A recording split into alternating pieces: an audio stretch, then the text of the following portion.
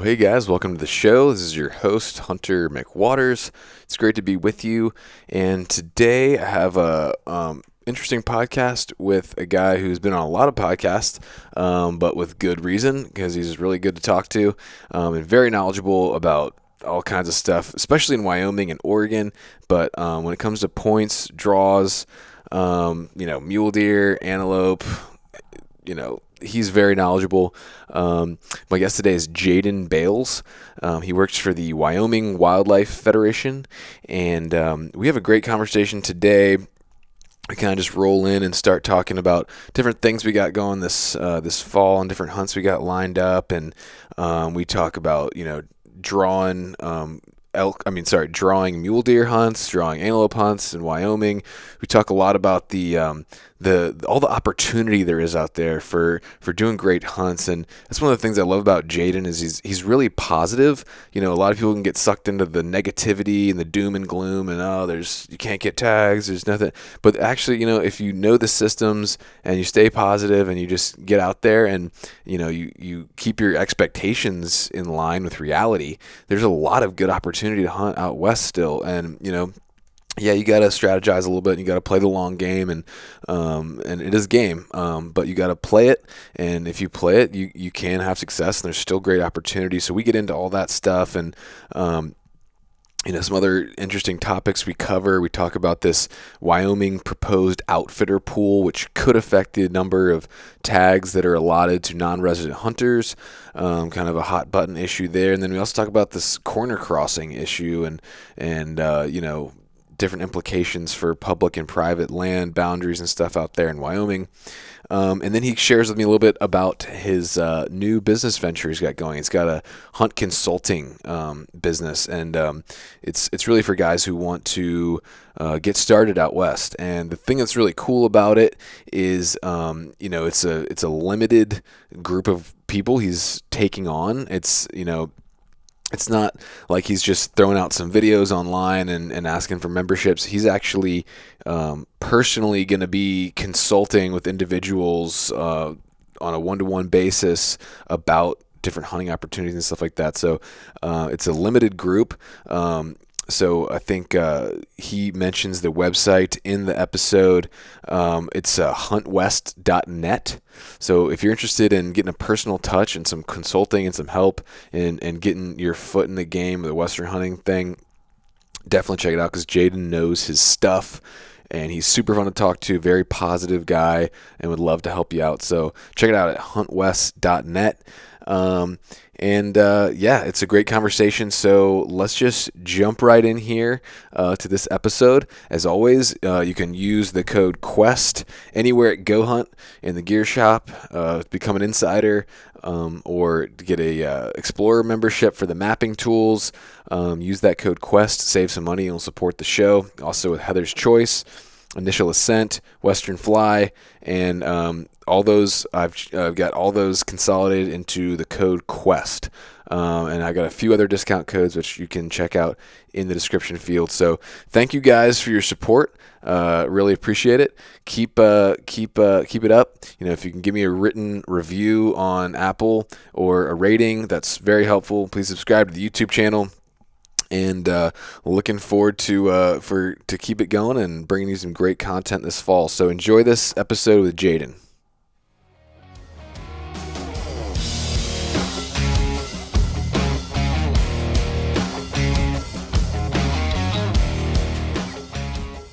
So we were just talking about my antelope. When we saw those, I was in a unit with pretty high pressure, but my dad actually saw them up on top of this ridge. There's like 8 of them, and so me and my cousin just jumped out and just booked it up this thing. And as soon as we get up there, I see 2 guys in a side-by-side drive by, and I'm like, kidding me? Like, really? And but we learned, with antelope, if you kind of like hang out, a lot of times they'll just kind of make a huge circle and come back.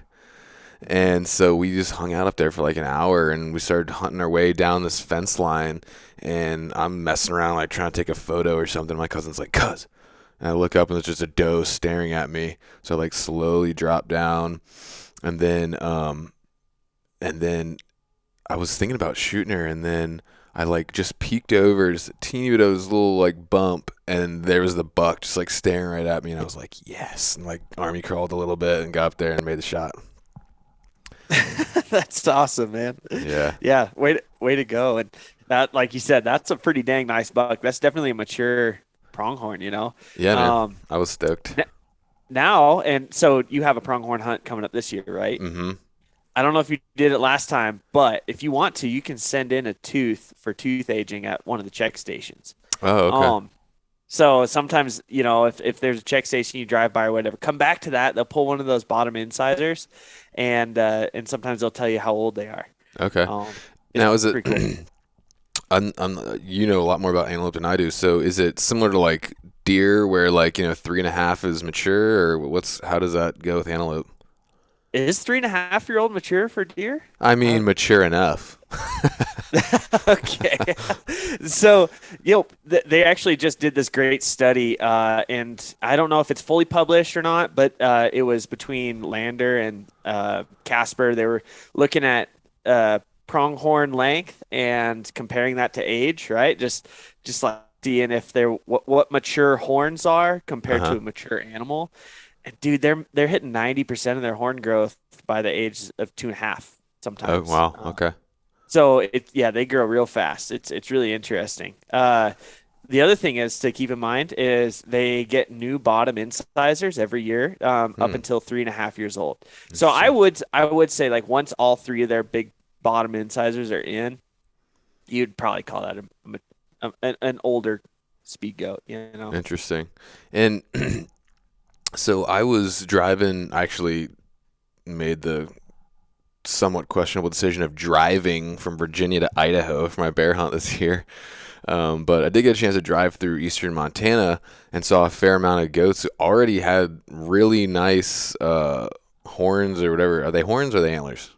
Those would be horns. Yeah, Yeah. that's what I thought. Had already really nice horn growth, and I've been hearing, like I was talking to Mark Livesay yesterday, and he was saying the moisture content in a lot of places out west has been, as I noticed on the bear hunt when it rained every single day, has been high. So he's saying for mule deer, it's going to be a really good antler growth year. Do you think the same translates to the goats as well? Yeah, man. So, kind of part of that same study and some of the stuff that they've been looking at is like, when do they stop growing, right? Mm, Most pronghorn are pretty dang near done by the mid of July. Like, okay. the bulk of their growth comes in that May, June timeframe. And sometimes they even go and categorize, what they're seeing on the ground for maturity in like June. So this year in particular, the kind of everywhere from like eastern Montana to Dakotas and Wyoming, man, we got some awesome precipitation like that May. Yeah, most of the month of May, and then well into June, we got a lot of precipitation, which was coming on the back of like a not a very hard winter. So it just hit just right for horn growth and for really for antler growth too.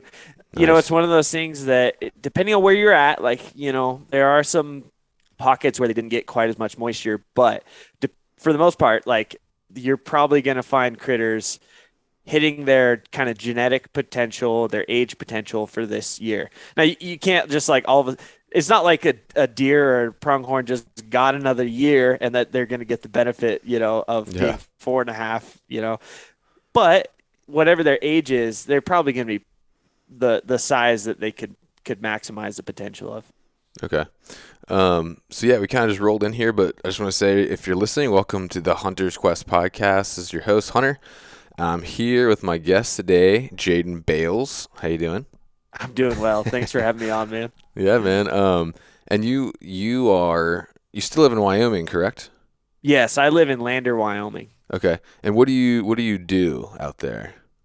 So my 9 to 5 job is working for the Wyoming Wildlife Federation. I do our communications, and that's the nonprofit organization that works on conserving habitat, wildlife, and outdoor opportunities. So we work Nice. we work closely with kind of the fish and game regulations and policy and legislation and also just habitat projects. So Cool, man.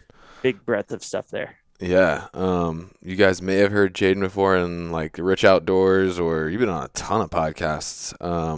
But very knowledgeable about all things Wyoming, mule deer, antelope, probably other stuff I don't even know about. Anything else that you're expert in? Uh, the nice thing is so with the Rich Outdoor, I do a lot of side projects, right? Like this is just inherent to my, I guess.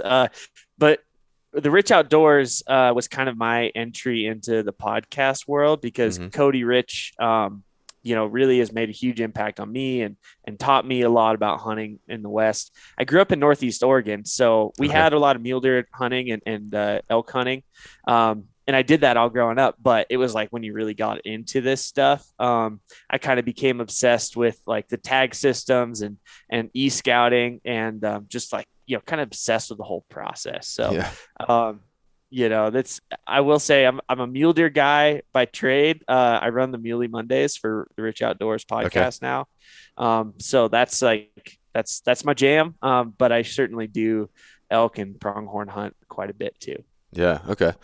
Yeah. So I think we had talked a little bit or something on Instagram. But this is kind of the year of the deer, I think you said, for me. So I'm hoping to get my first mule deer this year. I got 2 mule deer tags in my pocket in Idaho, and then I got a Montana General Rifle tag. So looking forward to that. Have you got any deer tags in your pocket this year? I think this is going to be the year I probably stay in Wyoming, Okay. just for a variety of reasons. I've got like my best friend of all time. He's going to come out and hunt deer in November. My brother, also one of my best friends, he's going to come out and hunt deer for a week in October. And Cool. I've got my own tag as well. So, that's kind of what we got going on right now. But I will say there's some turn back tag options that I got my eyes on. So Okay. don't be surprised if I end up somewhere. But I didn't get too aggressive in the non-resident game this year just because I'd spent quite a bit of time out of state last year. I had an Oregon elk tag and a Nevada deer tag, and Oh wow. I bounced around quite a bit. So anyway, I think I'm How's gonna probably how's that maximize this Nevada one. hunt? It was a heck of a good experience. We went into it. It was a really good unit, and it was actually a landowner tag that was paid for by this organization that I was doing a hunt with, and there's kind of more to come with that. But it was a really good unit, and the first time I'd had like a quote unquote fancy tag.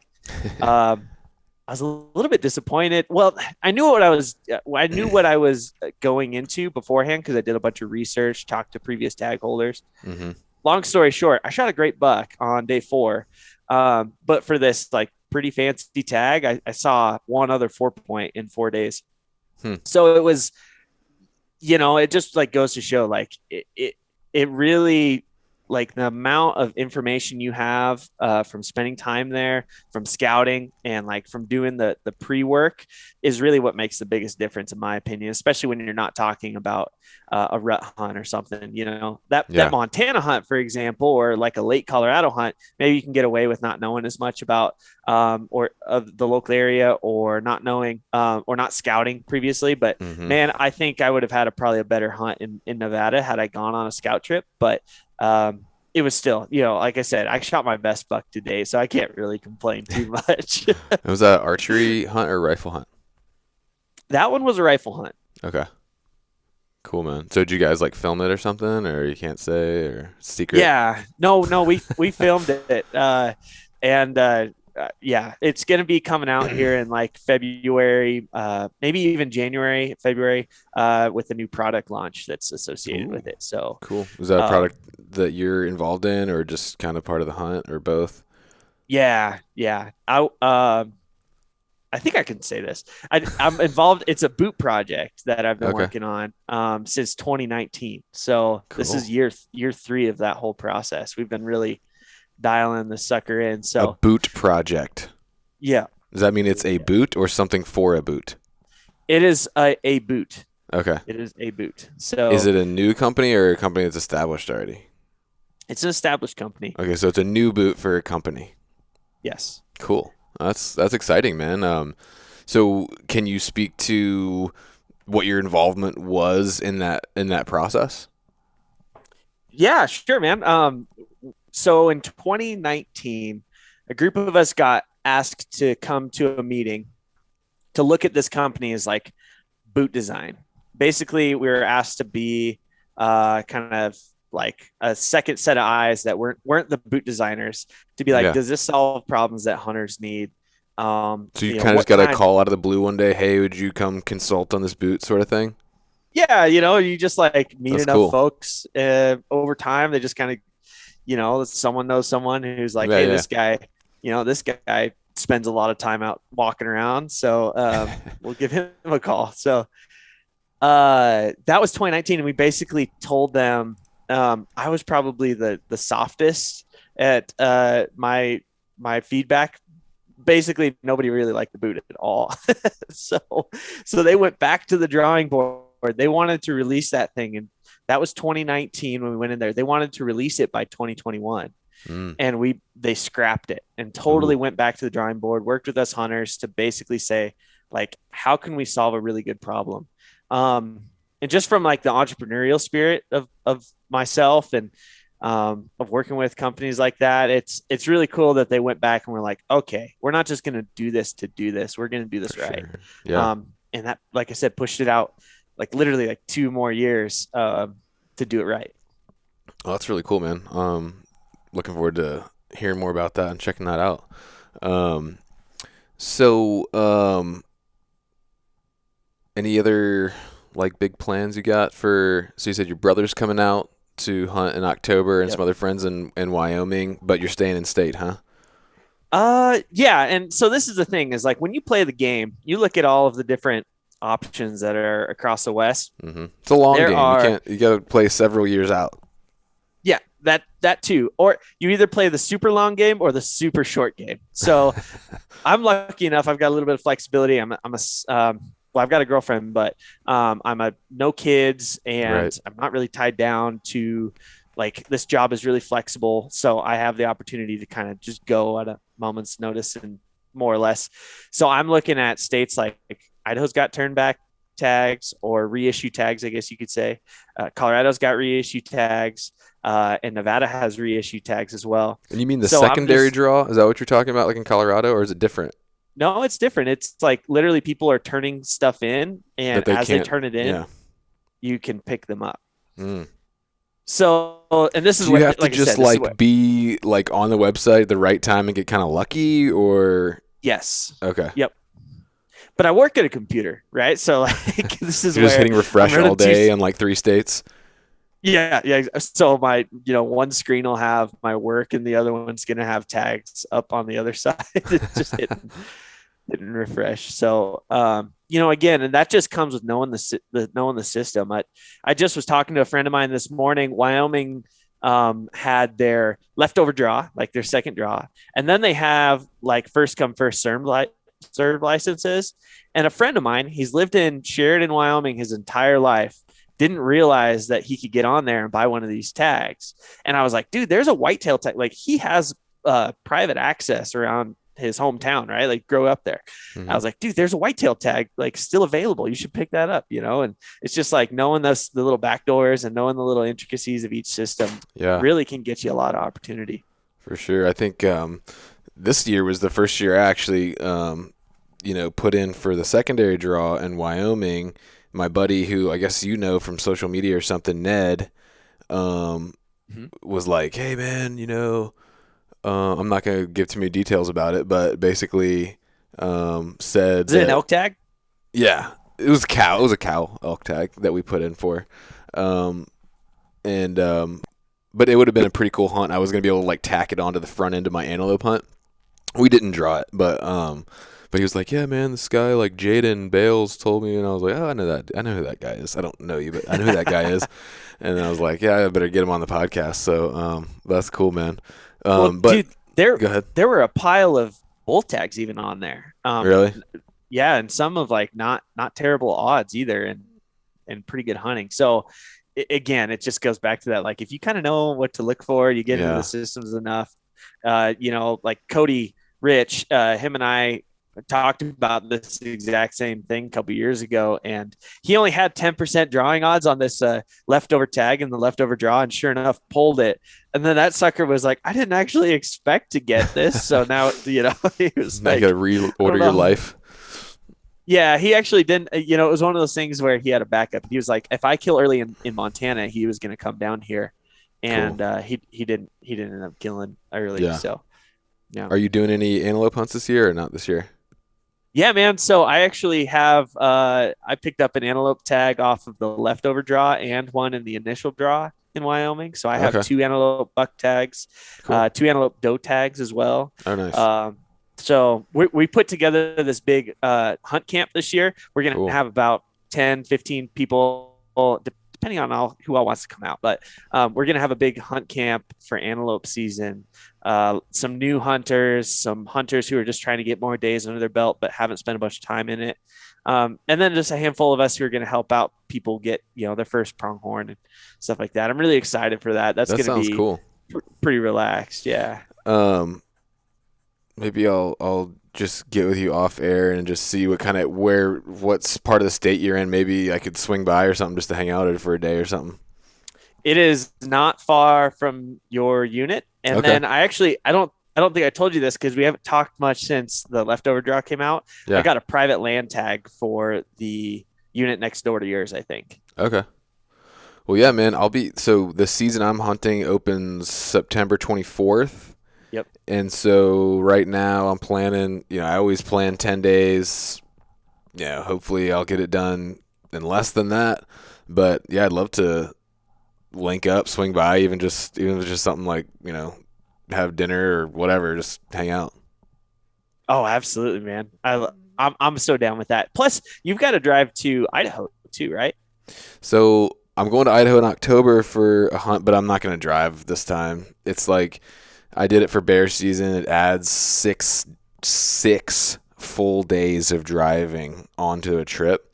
And like when I got home, not only is that 6 extra days away from my family, but there's other hunts like that Montana thing that like it would just be butting up too close to each other. And literally like when I got home from driving, because I was, expending a lot of calories and not eating super great for 10 days. And then I was in a car for 3 days straight, literally not moving and just like eating everything in sight. And I got home and dude, my legs looked like I'd been in the hospital for 3 weeks. I had like edema in my legs and like I probably gained like 10 pounds just of fluid and just, it was bad. I like almost felt like the car ride, like injured me. Like I was fine like walking around the mountains for 10 days, but like the 3 days in the car after I was like injured. Well, you with running with the killers like Lampers and Call and those guys, right? Yeah, I hunted mainly. We were with Lampers. Brian wasn't on this one, but I was mainly hunting with Mark. But Oh, really? Yeah, but that dude, he's an older dude, but he gets it. Like he used to be an Ironman athlete, and we shot a bear across canyon and did the whole down, raft across, up, get the bear, down, raft across, come back up with rafts and a bear, and it was 8-hour just grinder.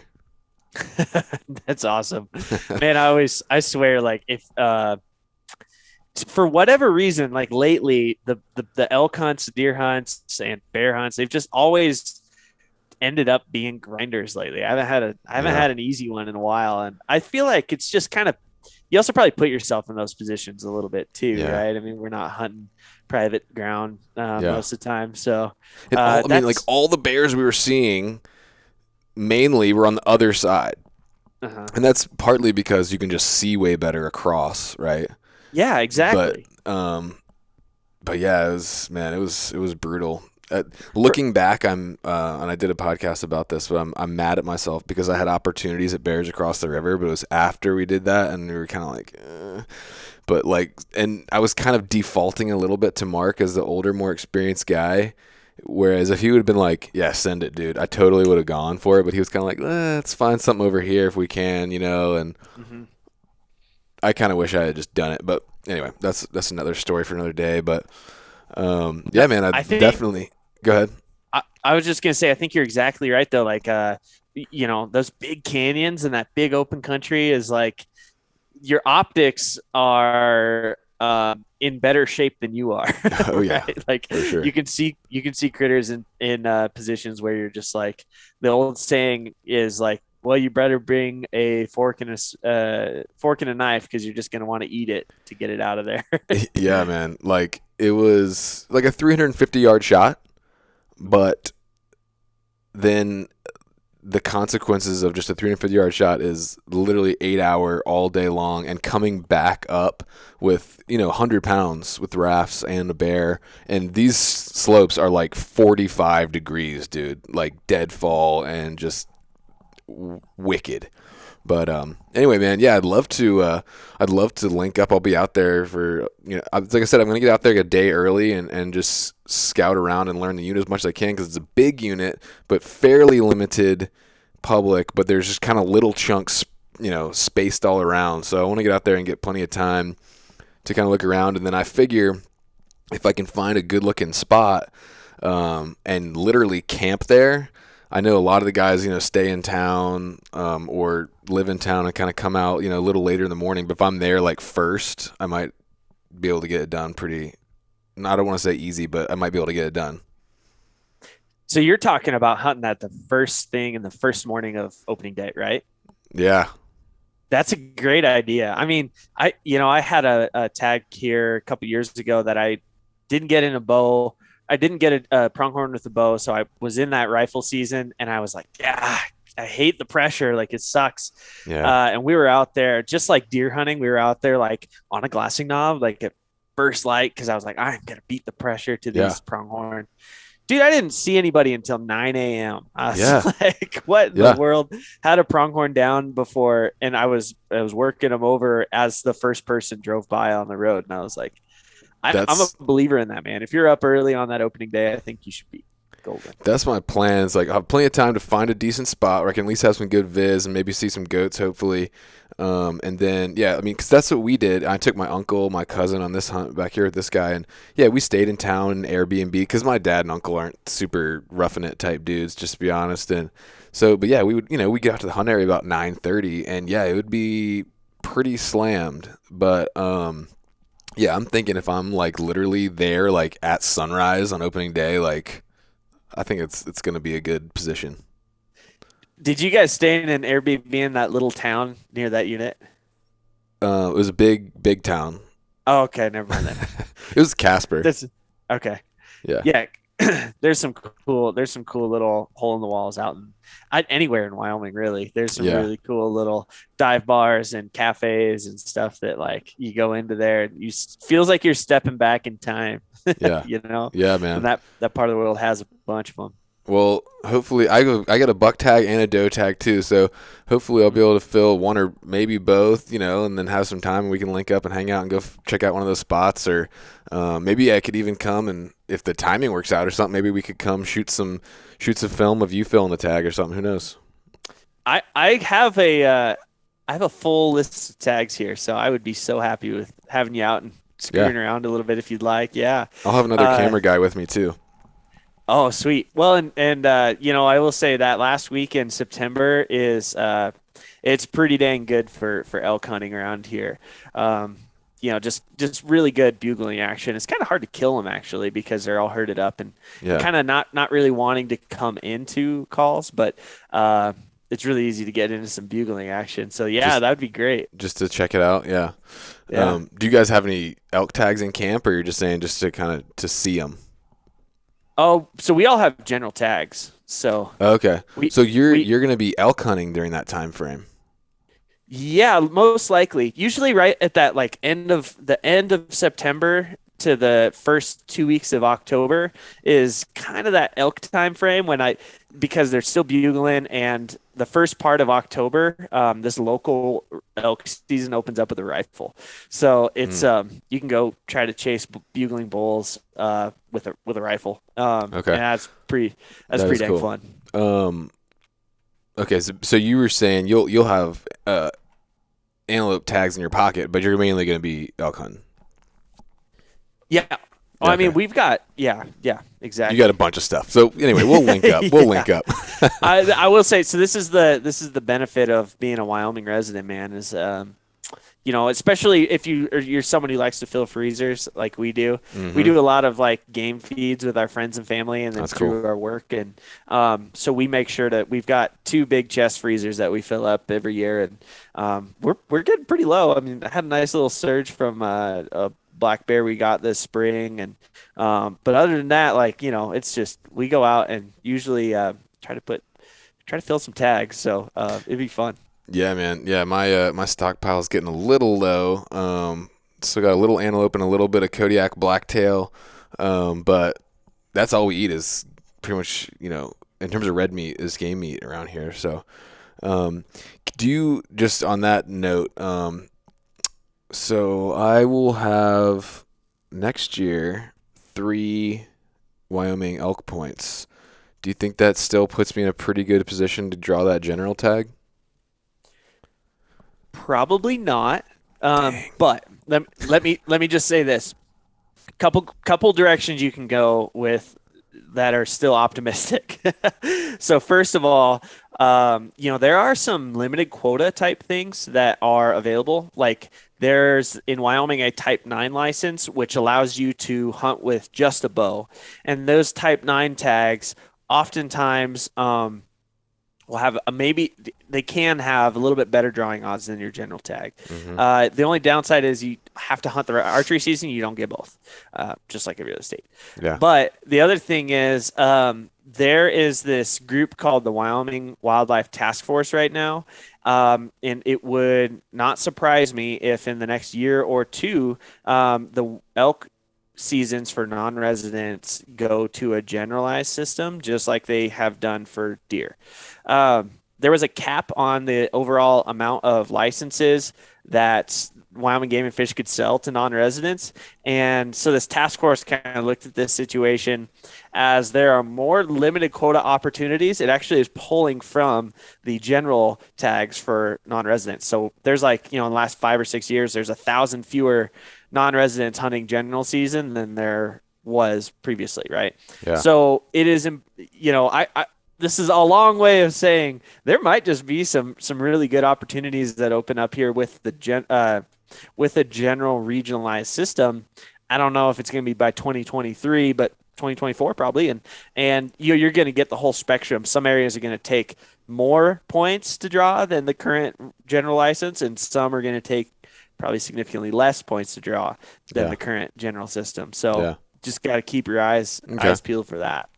The other thing while we're on this topic is my buddy Ned that love him, great guy. He sometimes can be taken to the doom and gloom, negative, there's never any good tags, all the tags are going away kind of mindset, which I don't really, like to buy into. But, he did send me this thing, and I you've probably talked about it before, but this outfitter only pool that Wyoming was talking about going to that could theoretically, according to some people, decrease non-resident opportunity by 90% or something.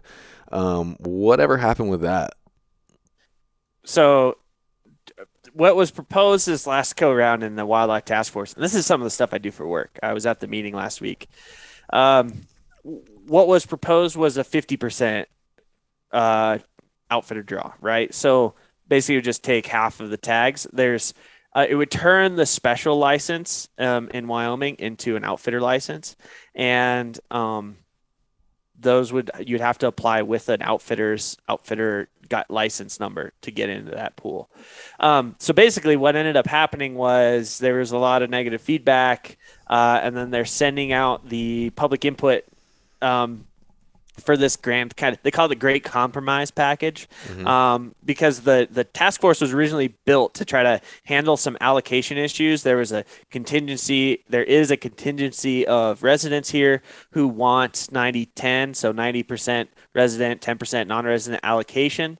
And then obviously, the guides and outfitters and other non-residents are just like, wait a minute, we don't want to, totally reduce the non-resident opportunity. So they've developed a really complex situation where they're trying to make it so the hardest to draw limited quota tags go to a 90-10 system, and then the standard draw tags would go to something different. I don't want to try to get too deep down the weeds on this because it gets super complex. But regardless, you're looking at a pretty small portion of the limited quota hunts because residents get all of these general licenses that are not even included in this conversation.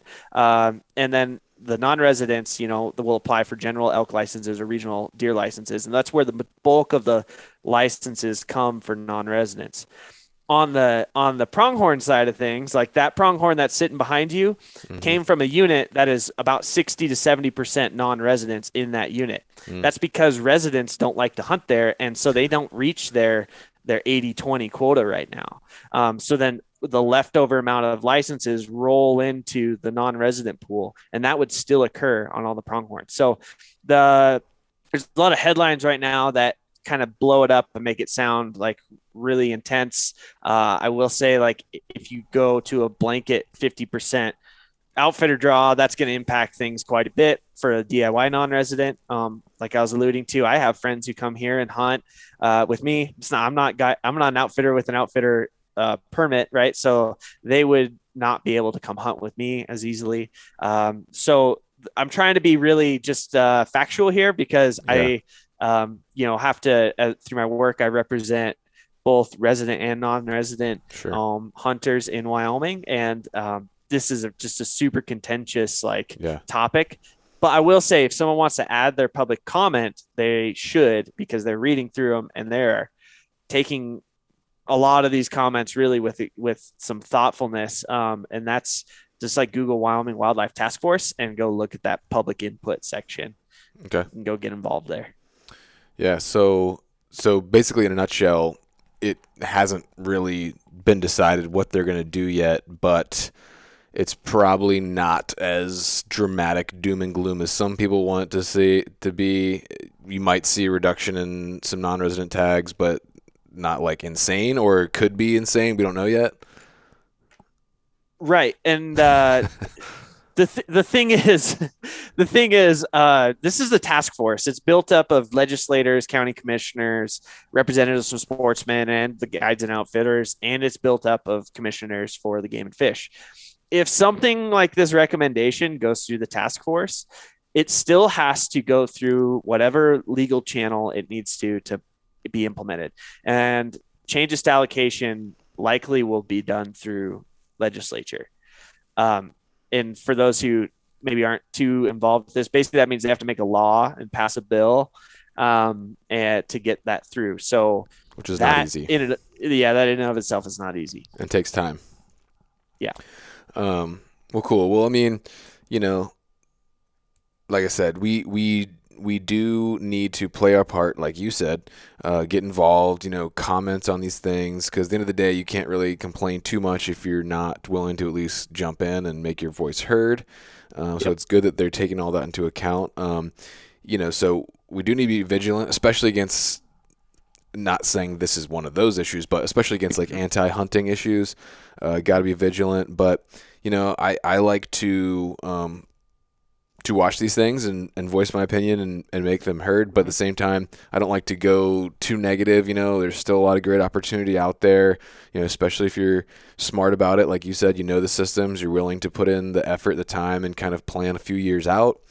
And just willing to say, like I am this year, you know what? I don't care. I want to go hunt antelope. I'm going to go to a 0 point, 100% draw unit, and I'm just going to make it work, and I'm going to have fun.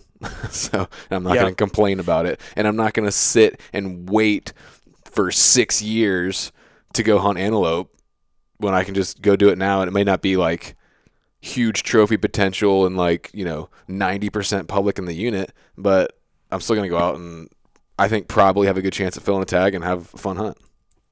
Absolutely, man. And I think of it this way. Like, if you want to go out and you want to kill a 10% animal, like, that top 10% maturity or score, whatever you're chasing, right?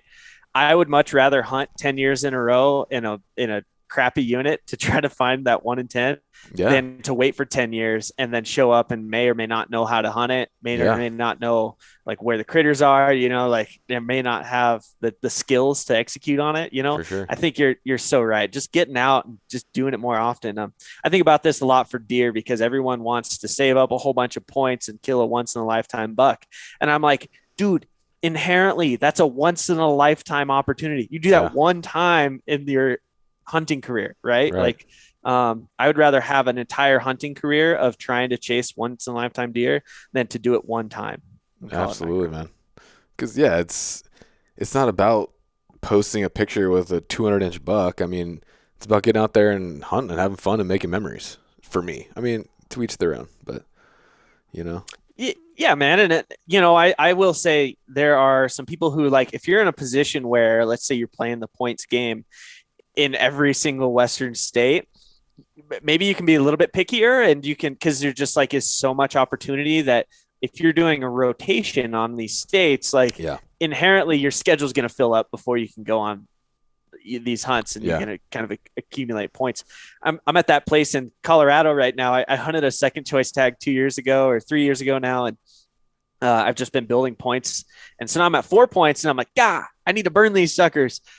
But I don't have time to do it this year. So that's how that ended up working out this year, but it's one of those things that just, you gotta, unless you're playing the game and you're on a big rotation, like I just think you should be hunting often. Yeah. On that note, I'm already kind of casting my eyes towards 2023, and doing some of these rotations you're talking about. I will have 3 deer points for Wyoming in 23. Do you think that's a good time to cash in and do it? And again, at the end of the day, like, I don't care that much about like huge. Yeah, I'd love to kill a 180 buck. I would be also happy with a 130 or 120. Like I don't need like a giant buck. I just like hunting and killing like decent, good animals, like mature animals. So what do you think? You think you'd give that another year? Some people are telling me to wait till like more, or what do you think? Dude, I always think that when you're talking about a hunt, like you're talking about and burning points, you're talking about a whole host of don't take into consideration, because it's just like what you're saying. If you want to find the most consistent producing big deer units in Wyoming, aka Western Wyoming, you're going to need more points, and you're probably going to get burned by point creep at some point. And you're going to, if something takes 5 points this year, which I think Region H, for example, took 5 points, probably going to be 7 by the time you get there, right? Yeah. Or 6. So it's really important to weigh out that factor. The other thing is, what kind of terrain do you want to hunt, right? Yeah. I know like you've probably gotten bit by this kind of backcountry bug, at least what adventure you've been on so far and what you have planned for this year. So, looking at those backcountry units, there are at least 3 areas right now off the top of my head that you could go hunting. You could have gone hunting this year with 2 points. Okay. And they all hold really nice bucks. Yeah. Like it just is a factor of trying to put together the hunt plan that makes sense for you. I think that's really where the things start, is like, what kind of hunt do you want? Yeah. Like you're going to find nice bucks pretty much everywhere in Wyoming that, someone, the quantity or the accessibility to them is just going to vary a little bit. Yeah. Like I wouldn't go in that northeast corner where they hunt them all November long, and it's 0 to 1 points to go hunt up there and expect to find a really nice older deer. Right. But you could find quite a few deer. So if you're wanting to just fill your tag, that's an option. So like I said, just a lot of variables. Yeah. I guess for me, I would like to go somewhere where I can, put in a little bit of boot leather and not be around a ton of guys, see a decent amount of deer, and kill a decent, not a huge deer, like a good deer. Yeah, I always say like I classify them in my brain as like dandies. I want to kill a dandy every something time, that gets you excited when you see it. Yeah, exactly. You just like look at them in your optics. You're like, nope, that's a dandy. We're getting them. Like that's the trigger. Yeah. No, So you think man. there's I mean, opportunity for that kind of hunt with 3 points? there's opportunity for that kind of hunt with 0 points. Okay. Oh, so So, that's great to hear. yeah, and again, it takes some creativity to look at the different, for example, look at the different regions that are available, and also like take into consideration the type of terrain you want. Hmm. There's one area in particular I'm thinking about. I just went up there last weekend and I saw 47 deer in an evening and a morning of glassing, or Wow. 47 bucks, 47 bucks. And I was like, oh my, like this is significant. There's a lot of deer up here and it's a pretty easy to draw unit. Cool. So it's like I said, just is going to take a little bit of thinking outside the box to find these areas that are not on all of the tag app services. Yeah. Well, cool, man. Well, maybe as I start looking more in detail into that in the next year, maybe we can link up again, have another conversation, get your input. But I would love to talk about another kind of hot topic, sort of legal issue, one more, and then we'll move on from that stuff because you probably get sick of talking about it. But I'm super bad about like following news and stuff, but I've seen a lot lately about this corner crossing thing. Right. I personally feel like there's already way too much landlocked public that a lot of landowners treat like their own taxpayer funded private reserve just because they have the only one that have access to it, which I think is really unfair. But anyway, that being aside, I personally think that corner crossing should be legal. I don't know if was there ever a precedent set by the court on that, or is it still being fought out? So what you'll see is like if there's any precedent set, like per se, it's going to be at that local level, right? So Carbon County, in particular, that's the county where this was prosecuted. Carbon County, maybe the DA will not prosecute corner crossing. Maybe. I mean, like that's where we're at with this. I sure wouldn't tell someone to do it confidently, right? Because the other aspect of this is they are now in civil court or civil court to address this from a civil situation, and that is not necessarily like part of the it's not part of the legal system from the county level. So the other thing is, okay, long story short, we're gonna need legislation to happen that is to make any sort of headway on corner crossing on its legal. The other aspect of this is like, there is right now in the interim sessions, the sessions between the actual big legislature in Cheyenne, they are tackling drone trespass as well. One of the things that's interesting, like we have some horses not too far from town, and we were riding them, and this drone buzzed us. We're on private land, right? This drone is buzzing us as we're riding. I'm sure they thought it was like this beautiful Western scene as we're riding up there towards dusk, right? And those horses lost their mind, like we didn't end up with too bad of a rodeo. Like no one came off, but it was definitely like one of those things where you're like, wow, this is a problem. Yeah. So you look at that, and let's just say, like, for example, if we have a drone law that says you're trespassing if you're so many feet of this private land, that would set a precedence for crossing over airspace when you're corner crossing. Could set precedence, let me say. Right? Interesting.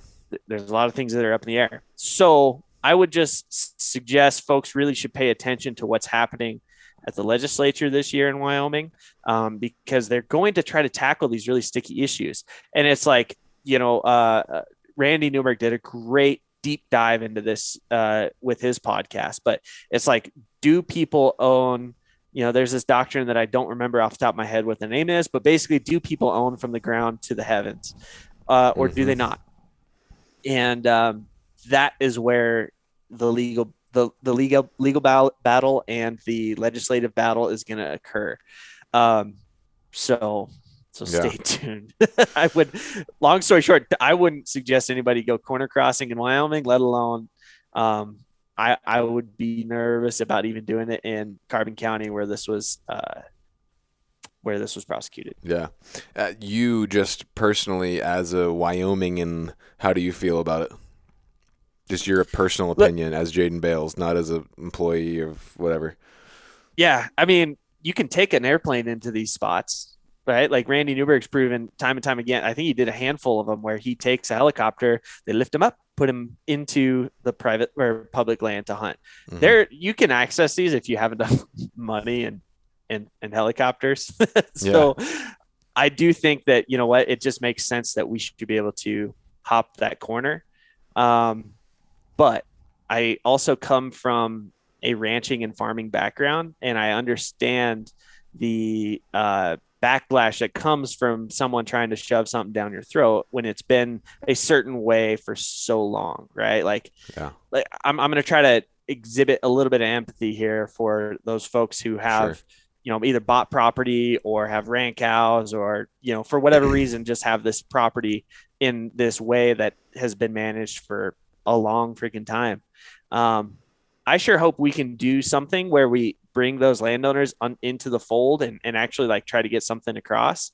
At Wyoming Wildlife Federation, we actually took up the local stock growers president in an airplane to look at landlocked public lands outside of between Gillette and Sheridan, and to say like, how can we like look at this 10,000 acre section that nobody can access? How can we get some access to this stuff and work with the people who are, you know, they're part of the solution as much as they're part of the problem. So, so this is I think where the discourse needs to happen. Yeah, for sure, man. That's crazy. I'm sure we could probably dive into that for a while, but we already anyway. We'll maybe revisit that sometime. But Yeah, I know. I will say if someone wants to know like the specific coverage of all this stuff, Wildfile in Wyoming, God, they must have made a bunch of advertising dollars off of all the corner crossings articles because they covered that thing in detail. So Yeah. go over to Wildfile. It is, Wi- and you can get all Wildfile. You of the said. specific YO. Yeah, just like WYOFILE. Oh, okay, cool. You Um, cut out there for a second. yeah, no problem. Cool, man. Well, That's moving on from controversial legal issues, mhm. you told me you have another new project you've been working on lately, and I want to hear about that. And kind of want to preface it with a question. Um, Mm-hmm. a lot of people, not a lot, but some people out west, and I know some guys even in the industry who are not so stoked about opening up the states to guys like me coming in, and this kind of influx of a little bit of. Although I've heard that hunter numbers are pretty flat, pretty stable, but um, you know, there is backcountry hunting, western hunting. I feel like has grown in popularity as information and access to that information has become more available. And people have mixed emotions about that. I know some guys who don't like it, and I know other guys who I did a podcast the other day with Lorenzo Sartini from Go Hunt, and he said that non-resident hunting is the purest form of conservation. So you got like people on way different sides of the spectrum here. I just, in my small amount of personal interaction with you, have found that you seem to be very helpful and willing to help guys coming out west. And so tell me about your new project. And I guess my question is, why do you want to help guys like me come out and fill tags in your state?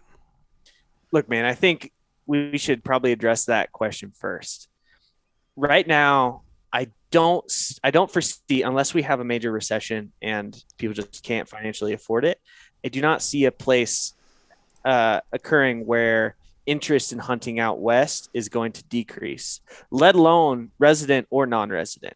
People are moving to states like Idaho and Wyoming and Mm-hmm. Colorado and Montana. Whether or not they're residents or non-residents, you're going to see this interest picking up. Uh, I specifically look at that as like you can either be part of the problem or you can be part of the solution. And part of that solution in my brain is helping people be better hunters when they come out, right? Yeah. You can control the type of people, or you can control the type of influence that is occurring. And, I think that you can either sit on the sidelines and, can I cuss? Yeah, I try to keep it clean, but Okay. Well, you can sit on the sidelines and gripe about this situation, or you can try to get involved and make sure that the people coming out are doing this right. Yeah. They're not just buzzing around on all the roads and blasting the first thing that they see out of the borrow ditch, or the inverse of that. They're not just opening up this private land access gate that we have worked so hard to get and tearing up the road systems and getting that thing shut down.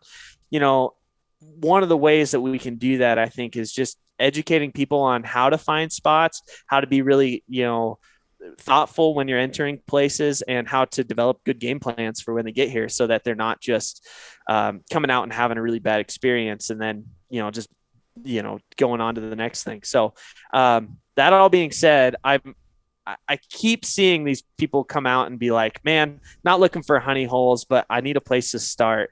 And that's usually not well received when it comes to Facebook forum or any of these hunting forums and stuff like that. So I think that, one of the things we can do is just try to teach people how to come out and find these spots, and teach them how to use Onyx and other services to get the answers to their questions solved, especially because most of it already is on Game and Fish websites and stuff. Yeah.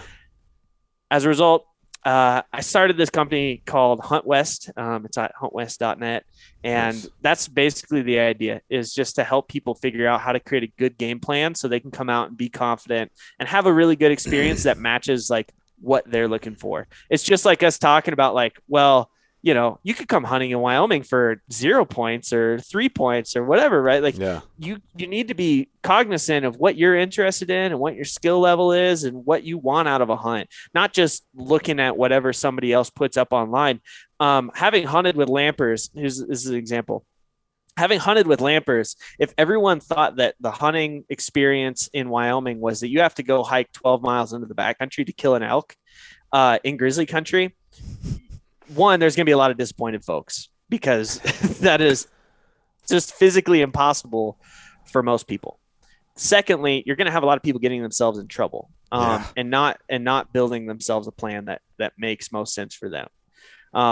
So that's where this all comes in, is looking at each individual person and how they can go and have the hunt that they want to have, and not just, try to keep up with the Joneses. Yeah. So how are you doing that through e-learning modules, or is it a service where you're talking to folks, or how's it work?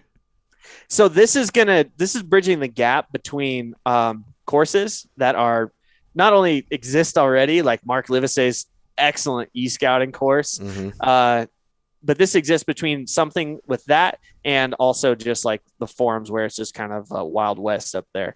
Yeah. So it's a consulting service. It's basically hunt consulting meets travel agent. So that's the way I try to put this together. It's really easy. I learned from the last, I guess you could say I started learning when I started hunting when I was, a little kid, or even before that, when I started walking behind my dad and grandpa while they were deer hunting. But really, when you got into the nitty gritty, I've spent the last 7-8 years listening to podcasts, watching YouTube videos, hanging out with these, what you call masters of this Western hunt game. And it takes a long time to put the pieces together. It took me 6 years of hunting elk before I killed one with my bow. Not everyone is going to have those that kind of time on their hands, or that kind of resources to put into it. So this is trying to fill that gap. These other services, listening to free podcasts, going and taking Mark's course, they're so important. People need to do those things.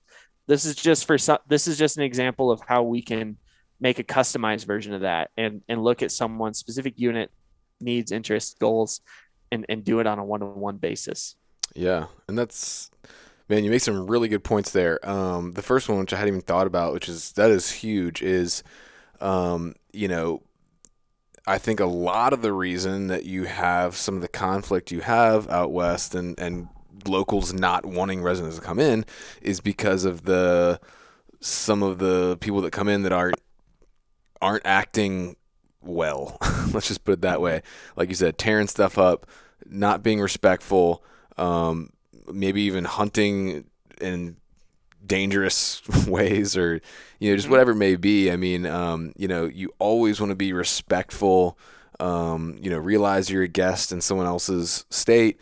And like you said, there's a lot of stuff that people need to learn that they might not be intentionally being disrespectful or whatever, but can definitely benefit from that perspective. So that's huge, and I think a lot of people would be more willing to have out-of-town visitors if they saw that level of kind of respect increasing. So that's a great point.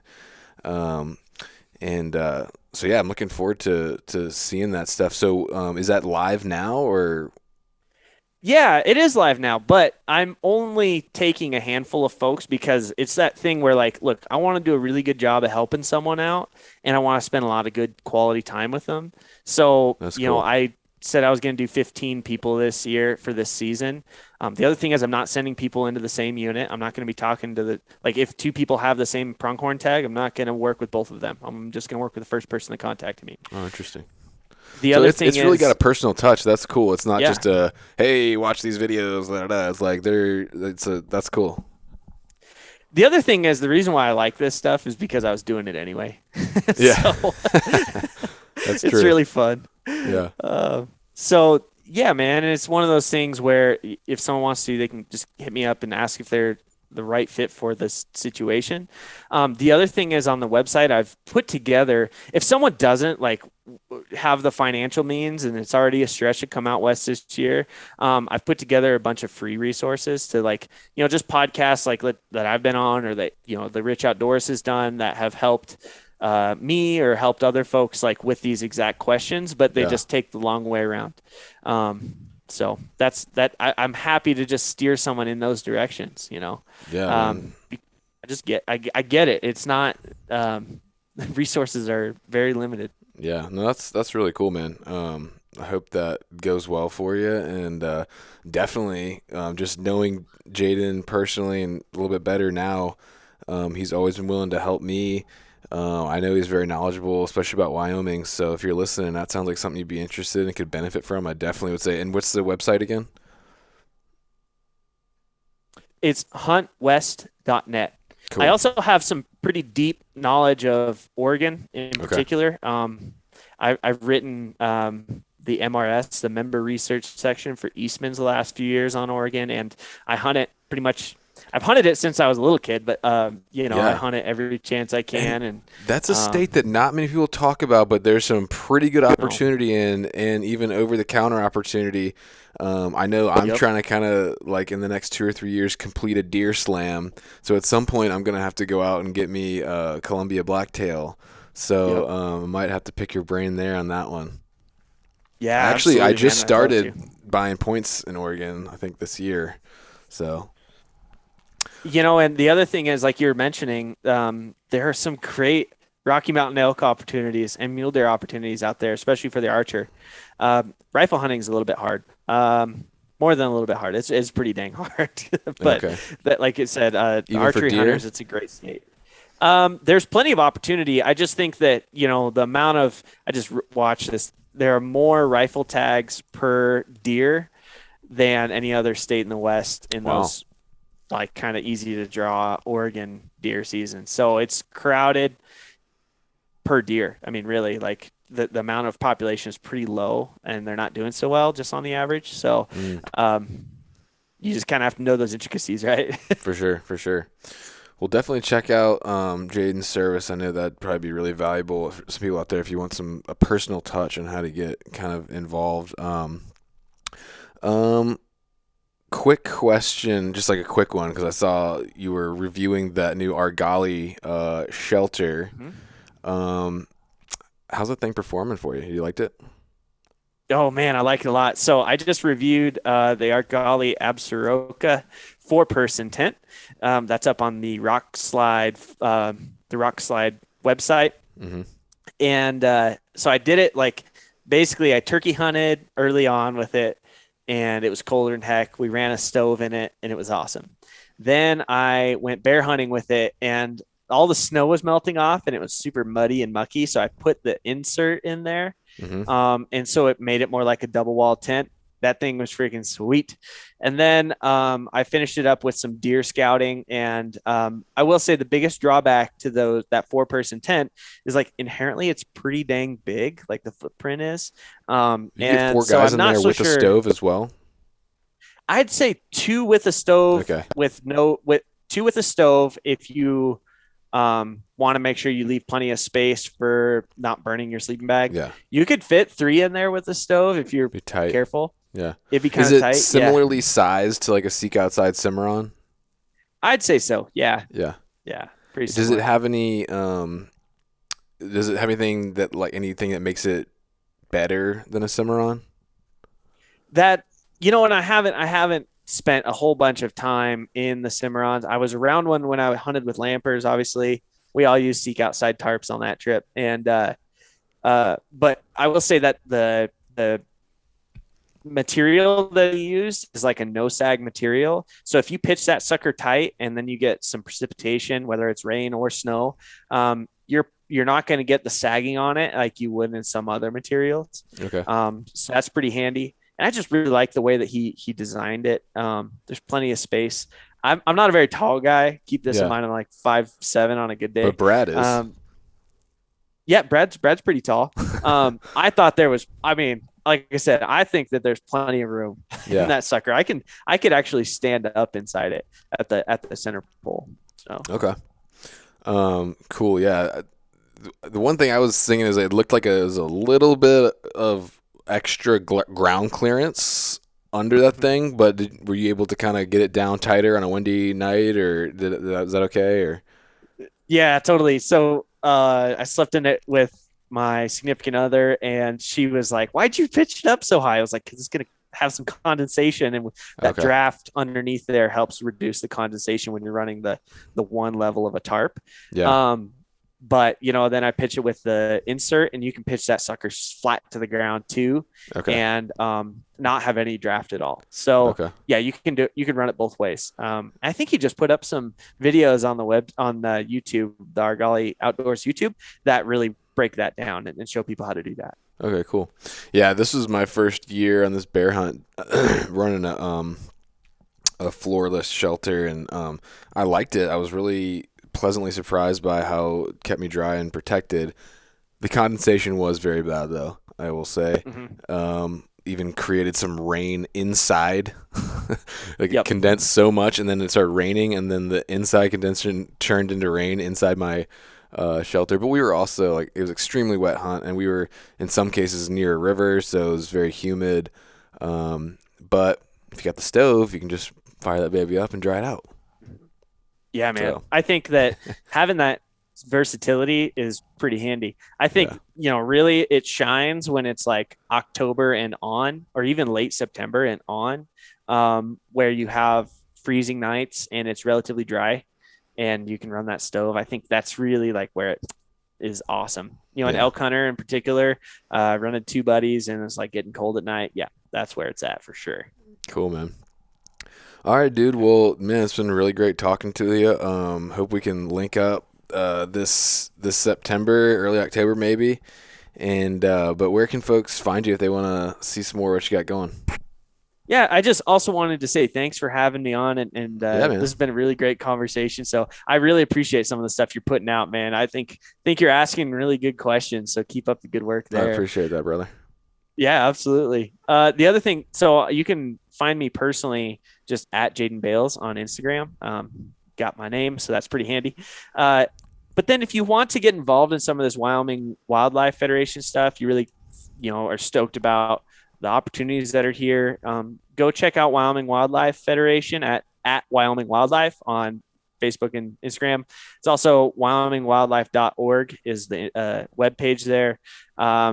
And so it's kind of nice. If you want to follow some more of the gear, techie stuff, the tactics and like I said, the Hunt West stuff, that's my personal stuff. But if you want to get involved in the conservation side of things, want to learn about what's happening with tag allocations and stuff like that, go follow Wyoming Wildlife Federation.